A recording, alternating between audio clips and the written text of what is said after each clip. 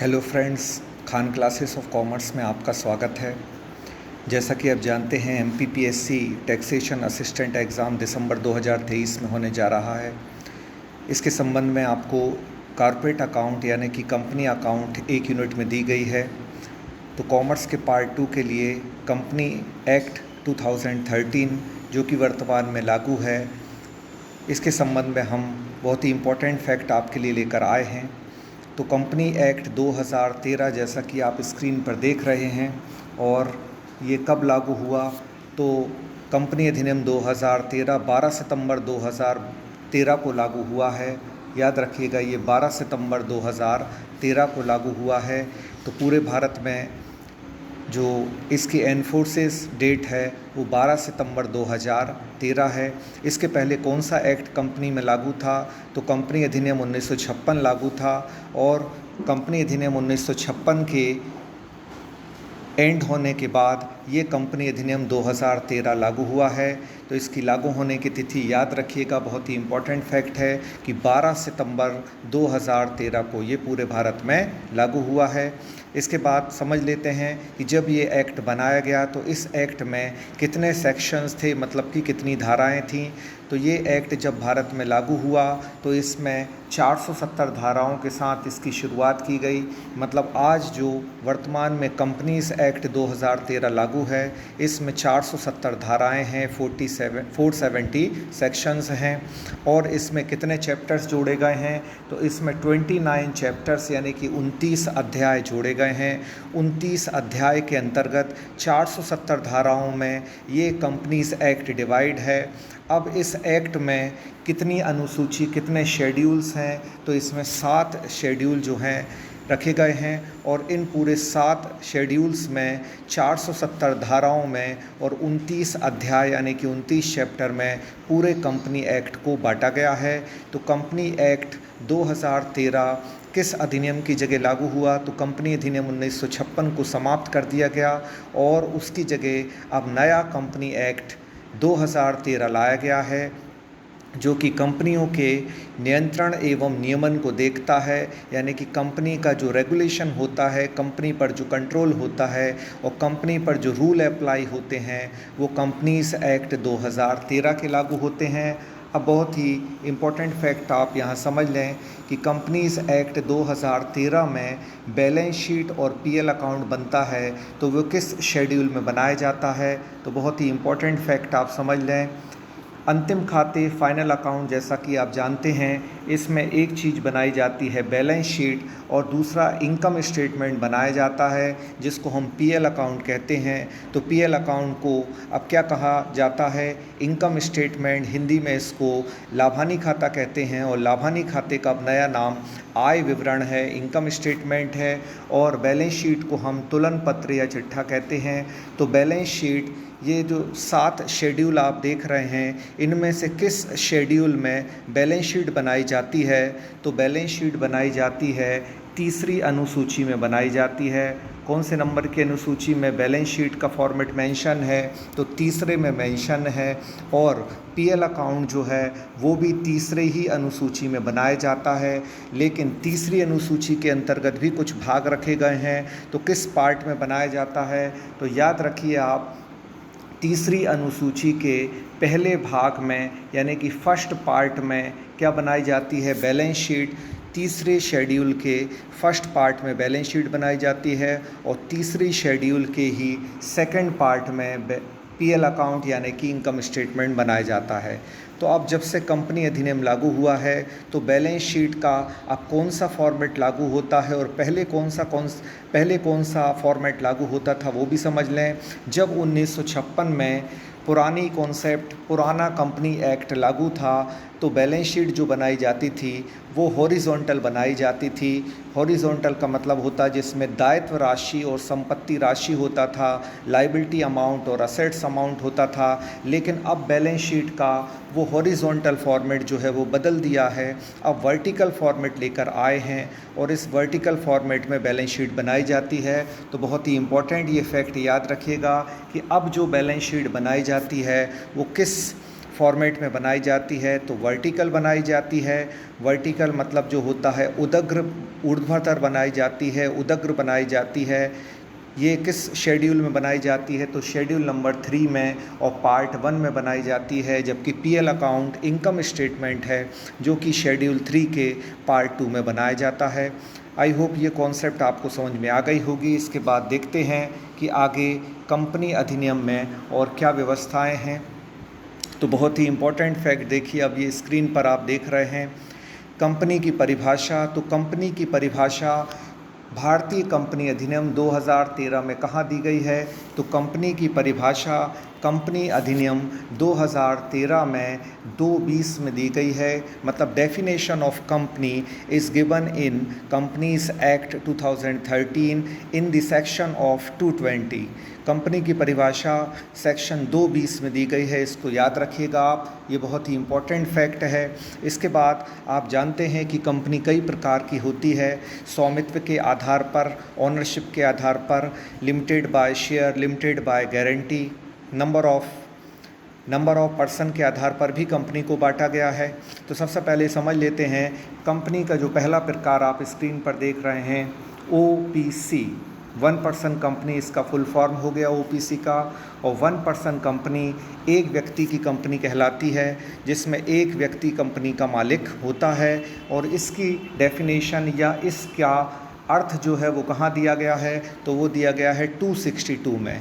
1 person company कहाँ दी गई है 262 में, इसका ब्यौरा दिया गया है, इसका विवरण दिया गया है। फिर दूसरे प्रकार की कंपनी निजी कंपनी होती है जिसको हम प्राइवेट कंपनी कहते हैं, शुद्ध हिंदी में इसको आलोक प्रमंडल भी कहा जाता है। तो निजी कंपनी प्राइवेट कंपनी होती है और उस प्राइवेट कंपनी को कंपनी अधिनियम में कहाँ जगह दी गई है तो सेक्शन 268 में निजी कंपनी प्राइवेट कंपनी को जगह दी गई है। इसके बाद कंपनी अधिनियम में आगे सार्वजनिक कंपनी की व्यवस्था है और सार्वजनिक कंपनी पब्लिक कंपनी को कहते हैं, शुद्ध हिंदी में इसको लोक प्रमंडल भी कहा जाता है। और इस लोक प्रमंडल की व्यवस्था यानी कि पब्लिक कंपनी की व्यवस्था कंपनीज एक्ट में 271 में दी गई है, 271 में। इसके बाद देख लेते हैं प्रविवरण, जिसको इंग्लिश में हम प्रॉस्पेक्टस कहते हैं। सबसे पहले समझ लें ये प्रॉस्पेक्टस क्या होता है। तो प्रॉस्पेक्टस जो है, प्रॉस्पेक्टस पब्लिक कंपनी के द्वारा जारी किया जाता है।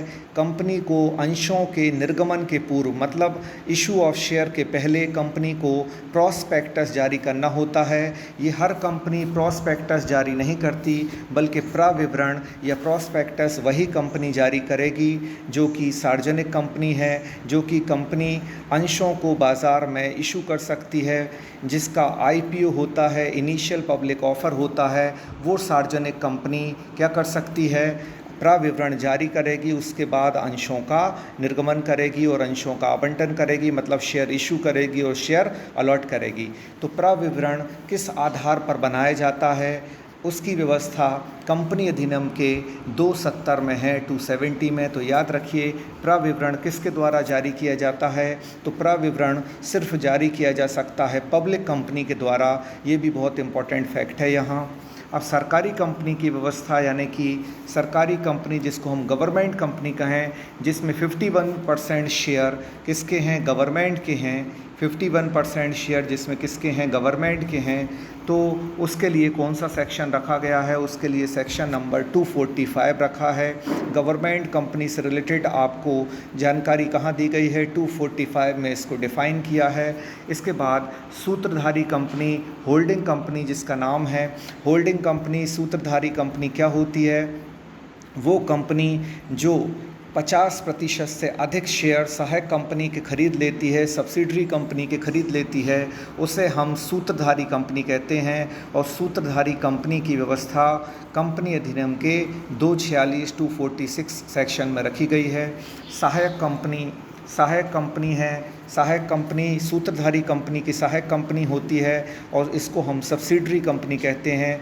सब्सिडरी कंपनी के more than 50% share holding company खरीद लेती है और बाकी जो बचे शेयर हैं उनको हम माइनॉरिटी इंटरेस्ट कहते हैं। अल्प पक्ष हित या अल्प मत हित कहा जाता है, जो 50% से बाकी छूट जाते हैं, जो 50% से नीचे होते हैं। तो सहायक कंपनी की व्यवस्था कंपनी अधिनियम में कहाँ है? सब्सिडरी कंपनी की 287 में है। तो ये महत्वपूर्ण धाराएं हैं, इनको आप याद रखिएगा। इसके बाद और देख लेते हैं कि और कंपनी अधिनियम में आगे क्या क्या आपके लिए इम्पोर्टेंट फैक्ट हैं। तो देखिए अंश आपको दिया गया है शेयर। तो शेयर की डेफिनेशन और शेयर का मीनिंग कंपनी अधिनियम में कहाँ दिया है? तो कंपनी अधिनियम में वो दिया गया है 284 में कंपनी अधिनियम जो है 284 में शेयर को डिफ़ाइन किया गया है, शेयर का मीनिंग दिया गया है। इसके बाद आपने देखा ऋणपत्र होते हैं, डिवेंचर्स होते हैं। तो ऋणपत्र डिबेरी वर्ड से बनाया गया है। ऋणपत्र मतलब जो डिवेंचर वर्ड है इंग्लिश का, वो लैटिन लैंग्वेज डिबेरी से बनाया गया है, जिसका अर्थ होता है टू लाइबल टू पे, मतलब ऋण चुकाने के लिए उत्तरदायी होना। तो अंग्रेजी भाषा का डिवेंचर लैटिन लैंग्वेज डिबेरी से लिया गया है, जिसका अर्थ होता है टू लाइबल टू पे। और ऋणपत्र की व्यवस्था भारतीय कंपनी अधिनियम में कहाँ है? तो 230 में है। अंश दिए गए हैं 284 में, जबकि ऋणपत्रों की व्यवस्था कंपनी अधिनियम में 230 में है। इसके बाद देख लेते हैं कि पूर्वाधिकार अंश और समता अंश जारी किए जा सकते हैं। समता अंश और पूर्वाधिकार अंश से संबंधित धारा 43 है। 43 में ये डिफ़ाइन किया गया है कि कंपनी समता अंश और पूर्वाधिकार अंश मतलब प्रेफरेंस शेयर और इक्विटी शेयर को मार्केट में इशू कर सकती है। तो इक्विटी शेयर और प्रेफरेंस शेयर जारी किए जाएंगे, इसकी व्यवस्था कहाँ है? 43 सेक्शन में रखी गई है।